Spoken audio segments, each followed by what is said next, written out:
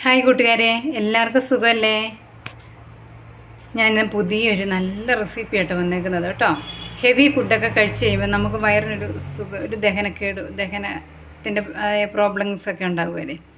അങ്ങനെയൊന്നും ഉണ്ടാകുകയില്ല ഈ ഡിഷ് കഴിച്ചാൽ. സൈഡ് ഡിഷാണേ. സൈഡ് ഡിഷായിട്ടൊരു നല്ലൊരു റെസിപ്പിയാണ്. എല്ലാവരും തയ്യാറാക്കി നോക്കണം. തീർച്ചയായിട്ടും നിങ്ങൾക്ക് ഇഷ്ടപ്പെടും.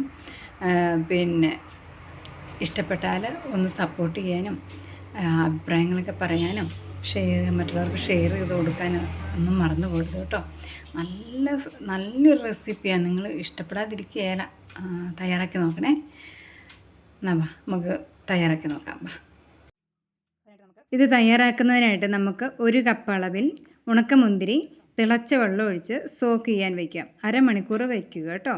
അരമണിക്കൂർ കഴിയുമ്പം ഒന്ന് സോഫ്റ്റ് ആകും. അപ്പം മിക്സിയുടെ ജാറിൽ നമുക്ക് നന്നായിട്ട് അരച്ചെടുക്കാൻ പറ്റും. അതിനായിട്ട് തന്നെ അതിൻ്റെ കൂട്ടത്തിൽ അരയ്ക്കാൻ ഒരു പീസ് കൈതച്ചക്കയുടെ ഒരു ചെറിയ പീസ് അത് എടുക്കണം. ഇത് കാശ്മീരി മുളകാണേ. അതിൻ്റെ കുരു എല്ലാം കളഞ്ഞ് വിനാഗിരിയിൽ സോക്ക് ചെയ്ത് വെച്ചേക്കുന്നത് കേട്ടോ. ഒരു 6 മുളകേ ഞാൻ എടുത്തിട്ടുള്ളൂ കേട്ടോ. അത് ചെറുതായിട്ട് നുറുക്കിയിടുവാണെങ്കിൽ വേഗം നമുക്ക് കുതിർന്ന് കിട്ടുവേ. 1/2 സ്പൂൺ അളവിൽ കുരുമുളക് എടുത്തിട്ടുണ്ട്.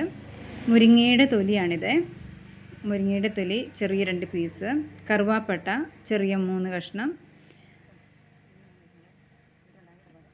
3 ഏലക്ക, 6 ഗ്രാമ്പു, ഒരു ചെറിയ കഷ്ണം ജാതിപത്രി. ജാതിക്ക ഉണ്ടെങ്കിൽ ഒരു ചെറിയ കഷ്ണം ജാതിക്കായും എടുക്കാം കേട്ടോ. ഒരു ചെറിയ കഷ്ണം മതിയേ. 4 വെളുത്തുള്ളി, ഒരു ചെറിയ കഷ്ണം ഇഞ്ചി.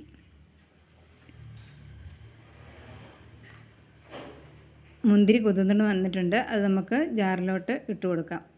മുളകും പൈനാപ്പിള് വെല്ലം നന്നായി അരച്ചെടുക്കുക. അതിന് ശേഷം വേണം ഈ മസാലകൾ ഇട്ട് കൊടുക്കാൻ കേട്ടോ. ഇതെല്ലാം ഇട്ട് കൊടുത്ത് നമുക്ക് നന്നായിട്ട് ഒന്നും കൂടെ അരച്ചുകൊണ്ട് വരാം കേട്ടോ. ഇഞ്ചി നമുക്കൊന്ന് നുറുക്കിയിടാവേ, അല്ലെങ്കിൽ അത് ഇങ്ങനെ അരയാതെ കിടക്കും. കുരുമുളകും അതുപോലെ തന്നെ ഒന്ന് പൊടിച്ചിട്ടിടുന്നതാണ് അരിഞ്ഞ് കിട്ടാൻ എളുപ്പം കേട്ടോ. ഇനി ഒരു പാൻ അടുപ്പിൽ വയ്ക്കുക. അതിലേക്ക് വെളിച്ചെണ്ണ കുറച്ച് ഒഴിച്ചു കൊടുക്കുക. അതിലേക്ക് ആവശ്യത്തിനുള്ള കടുക്, കറിവേപ്പില, നമ്മൾ അരച്ച് വെച്ച മസാല ഇവയെല്ലാം ഇട്ട് നന്നായിട്ടൊന്ന് വഴറ്റിയെടുക്കണം. നന്നായിട്ട് വഴന്ന് കഴിയുമ്പോൾ അതിലേക്ക് കുറച്ച് മഞ്ഞൾപ്പൊടി, ഒരു 1/4 സ്പൂൺ മഞ്ഞൾപ്പൊടിയും കൂടി ഇട്ട് നന്നായിട്ട് ഇളക്കുക. ഇളക്കിക്കൊണ്ടേ ഇരിക്കണം, അല്ലെങ്കിൽ അതിൽ നിന്ന് കയ്യിലെല്ലാം ഇങ്ങനെ തെറിച്ച് വീണ പൊള്ളാൻ സാധ്യതയുണ്ട് കേട്ടോ. ആവശ്യത്തിനുള്ള ഉപ്പും ചേർത്ത് കൊടുക്കാം. എന്നിട്ട് നന്നായിട്ട് ഇളക്കി കൊടുക്കാം. ഒരു 1/2 കപ്പ് അളവിൽ പഞ്ചസാരയും കൂടി ചേർത്ത് കൊടുക്കുന്നുണ്ട് കേട്ടോ. ഈ ചട്നി ഉണ്ടല്ലോ, കേടാകാതെ കുറേ കാലം പുറത്തിരിക്കുക കേട്ടോ. ഒത്തിരി നാൾ കേടാകാതിരിക്കും. നല്ല റെസിപ്പി. ഫ്രിഡ്ജിലൊന്നും വെക്കേണ്ട ആവശ്യമില്ല കേട്ടോ. ഉപ്പ് നോക്കിയതിന് ശേഷം ആവശ്യത്തിനുള്ള ഉപ്പും ഇനി വേണമെങ്കിൽ ആവശ്യമുണ്ടെങ്കിൽ മാത്രം ഇട്ട് കൊടുക്കാം കേട്ടോ. ഇതാണ് എൻ്റെ കൺസിസ്റ്റൻസിയെ. ഒത്തിരി കുറുകി പോകരുത്. ഈ പരുവത്തിൽ നമുക്ക് വാങ്ങി ഉപയോഗിക്കാവുന്നതാണ്. എല്ലാവരും ഉപയോഗിച്ച് നോക്കണേ. Thank you.